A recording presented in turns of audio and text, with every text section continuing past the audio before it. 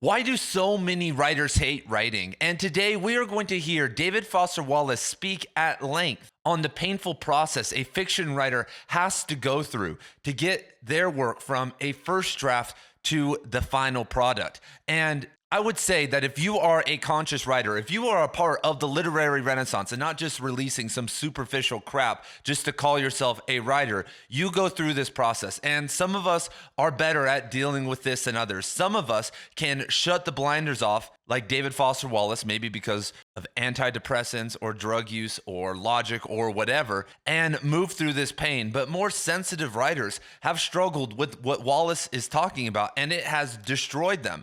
And if you don't know, Right Conscious is the headquarters of everything related to David Foster Wallace here on YouTube. If you look at the playlist down below, you will find over 80 videos on Wallace, and that library is growing every single week. But enough for me, everybody. Let us now hear from Wallace. The best metaphor I know of for being a fiction writer is in Don DeLillo's Mao 2, where he describes a book in progress as a kind of hideously damaged infant that follows the writer around, forever crawling after the writer, dragging itself across the floor of restaurants where the writer's trying to eat, appearing at the foot of the bed first thing in the morning, etc. Hideously defective, hydrocephalic and noseless and flipper-armed and incontinent and retarded and dribbling cerebro-spinal fluid out of its mouth as it mewls and burbles and cries out to the writer, wanting love, wanting the very thing its hideousness guarantees it will get,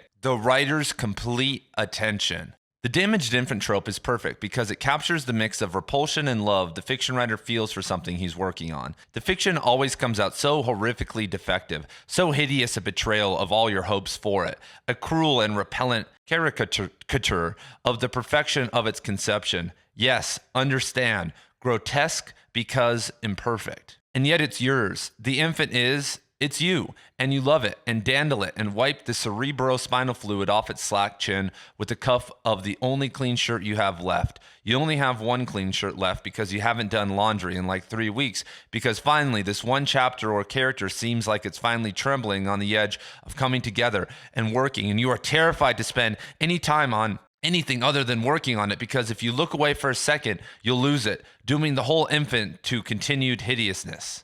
But so you love the damaged infant and pity it and care for it, but you also hate it. Hate it because it's deformed, repellent, because something grotesque has happened. Parturition from head to page. Hate it because its deformity is your deformity. Since if you were a better fiction writer, your infant would, of course, look like one of those babies in catalog ads for infant wear, perfect and pink and cerebrospinally continent. And its ever hideous incontinent breath is a devastating indictment of you on all levels. And so you want it dead, even as you dote and wipe it and dandle it and sometimes even apply CPR when it seems like your own grotesqueness has blocked its breath and might die altogether. The whole thing's all very messed up and sad, but simultaneously it's also tender and moving and noble and cool. It's a genuine relationship of a sort, and even at the height of its hideousness, the damaged infant somehow touches and awakens what you suspect are some of the very best parts of you.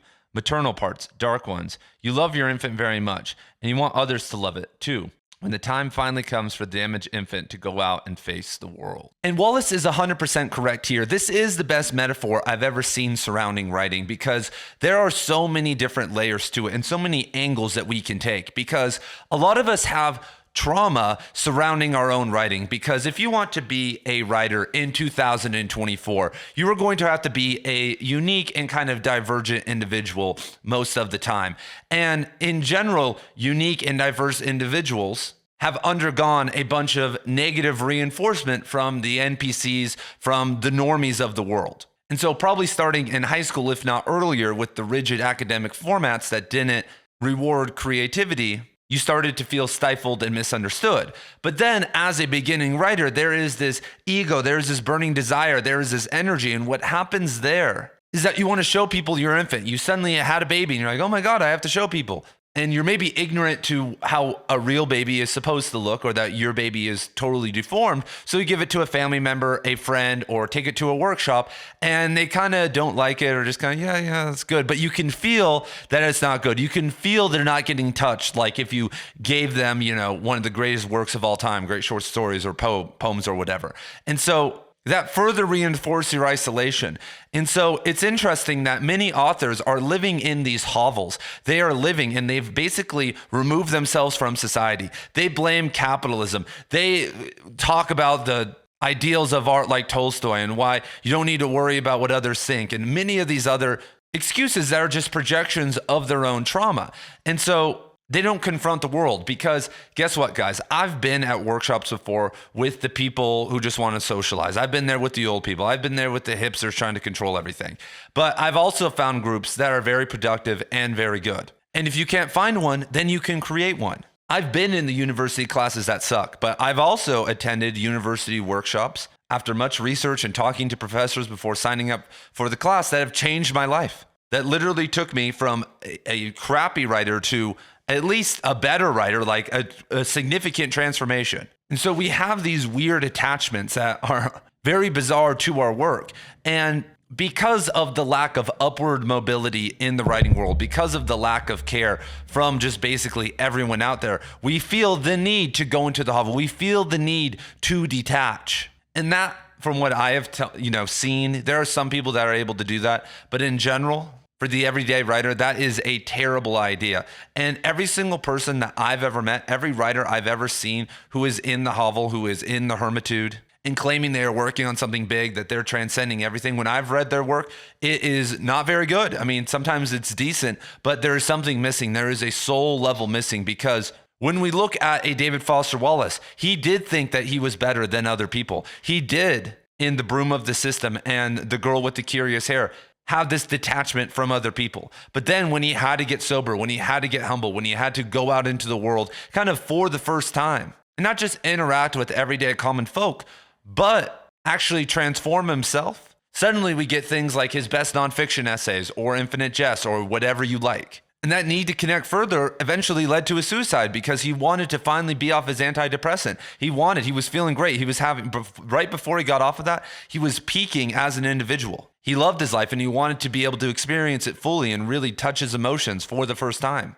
And so our number one job as authors is to make sure that we are moving in the other direction, because there is a rough period. I'm going to tell you guys right now that when you decide that you're not going to make this all about you, when your art is going to mean something for the world, and you're going to take yourself seriously, you're going to believe in yourself, you're going to value your own writing, you're going to say that this is worth something, this is something that should be sold for money to people who I know want it because I've taught to them before. When you take that step, it's going to suck, it's going to feel like you've stepped back, but after a period of acclimation, suddenly you're going to be functioning with a different type of energy than before. This is what happened to David Foster Wallace. This is what happened to Cormac McCarthy. Cormac McCarthy was never a recluse. He just didn't want to talk to guys like you and I. He wanted to talk to everyone else about anything else except his own writing, because he wanted to be seen as something more than that, which stemmed from some of his own ego issues. But you have this draft, you have this thing that is this deformed infant. And it's really good to view it that way, because most people do not revise enough. I mean, I've said all types of numbers on this channel. Like, I know for a fact that Cormac McCarthy and David Foster Wallace spent easily over 5,000 hours revising everything after the first draft. Easily. And many other great authors also do. But I would say that most authors that are legitimate and releasing literary works are spending at least 2,000 to 5,000 hours revising. And when I see, especially fiction and nonfiction authors who are entering into the pool, and they're self-publishing, they don't have an editor, they don't have someone to make a cover, they don't have someone to format, and they've maybe put in 1,000 hours of unfocused work as crazy stuff is going on, it shows me how beat down they are. It shows me that they're okay, that we've been martyred and isolated so hard as writers and as kind of an artistic medium, that we are okay with just like walking around with like a deformed infant and acting like everything's okay. Everything's okay. Look, I'm here, guys. I'm here at the writing party. And we're all looking like, Jesus Christ, what is that thing? And that's why so many fiction writers hate their own writing, because when they look at one of their drafts, it's 140,000 words. And they are going to have to make cuts. They're going to have to make revisions. And what makes it really hard is that, for instance, if you are writing a poetry book, at most that book is going to be 8,000 words long. But a lot of those poems are all disconnected. You don't have to have a cohesive thread through that. Even nonfiction books can be just mini blog posts all in one book with a general thread connecting it all.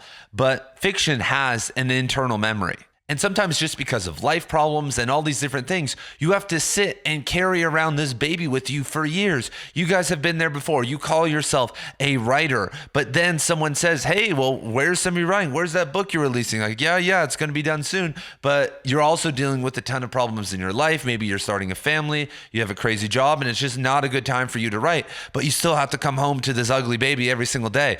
And sometimes you have to put it in the closet. Sometimes it starts getting real weird when you start to ignore your work. And this is why becoming a hermit, this is why resentment and running away and saying, I'm going to go save a bunch of money and live in Peru to be a writer is such a popular mindset, because it's psychologically damaging to have to repress your creativity. It's actually the worst thing ever. I would say that unless you're willing to go all the way, you should not engage in a long creative project like a novel at all, because it's always going to be on your mind. It's always going to be this hindrance. And everything you do is going to be in relation to that. It's going to be the referent.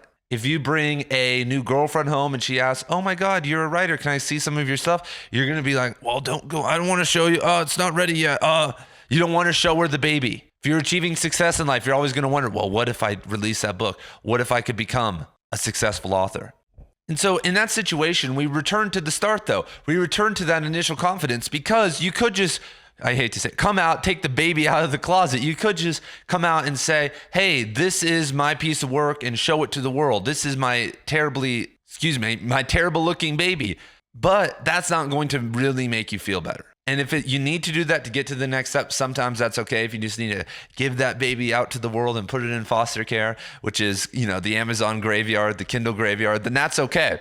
But that's still not going to get the itch out. Because we all know our true potential. We all want to show our true potential to the world. We all know the best writer within, not to get too woo. And I have to assume that this is why most writers quit. There are so many writers that I know from my own writing program and I've met over the years, and some of you guys that I've met, who just have kind of given up. And I know that I took 2 years off once, which was the dumbest dumbest decision I've ever made. And a lot of times it's because you don't want to share that with the world. You are scared. And this is why I advocate for people not to use pen names. People always like to play worst case scenario. People like to think that if they have some steamy sex scene in their novel or something, that their boss in their conservative town and everything's going to go to shit, that their psychopathic father is going to come and find them, and this is some terrible thing. And it's like 0.1% of people are that, but at least 50% of authors think they are that. Once again, it comes back to this early idea of self-importance, this early idea that you think that people are going to care. And so it just further prolongs this baby, because it's interesting that I think this is actually the better foster care metaphor, that you have this baby, you fix it up a little bit, you make it somewhat healthy again, then you just put it in foster care. And you don't stand behind it. You don't say, this is my creation. Because people have written things and gotten fired before. It's happened. But there is always someone else who will hire you. It's shocking. People have written things in their small town that were maybe disapproved of, but they still survived and moved on to another day. And if that's the town that you were living in, then you need to really live in a different place. There are people who have exposed themselves to whatever negative party that is out there, and in the long run, everything was okay. And they proved that they could live their life and not have to be scared and not have to make decisions because of other people. And so this is another reason why so many people hate their writing, because it actually is an extension of them. They're not actually standing behind it. Because if I don't personally know the identity of an author, even if they use a pen name, that's okay. But if they're not standing behind it with their identity, then I don't need to read it. What's the point? There's nothing to look to. I have thousands of books from the Western canon and from other stuff that I could read and I could reread and study that is most likely better than what 99% of authors are writing today. And so when I read someone new, when I invest in an author that's still alive, I am there for more than just their writing. I am there to watch their baby grow, to watch their legacy and family grow. It's almost like a weird form of reality TV, or like Octomom or something. And it feels real. It feels like I could reach out and touch him. It felt like when Cormac McCarthy was alive, even though I knew the entire time that I would never meet him, that I would never be in Santa Fe and run into him or anything like that. It felt interesting to know, even with the little information that we had about him, that he was there, that he existed. And so I don't want you guys to be afraid of your work. I want you guys, even if you have a terrible looking baby right now, to show it to the world. Or do whatever you need to do to make sure that your artistic process keeps moving and that we keep producing transformative literature so that we can create a literary renaissance, which requires 50,000 authors writing books that are high level and standing behind their work with their personal identity. Without that, we're screwed. Without that, there is no point. Without that, we're just doing an exercise in self-congratulation. And so thank you guys for being here. I love each and every one of you. If you guys want to go check out my David Foster Wallace course, which includes an Infinite Jest course and a ton of other content, I think it's over 20 hours right now. You can go check that out in the link down below. And if not, I will see you guys very soon in my next video.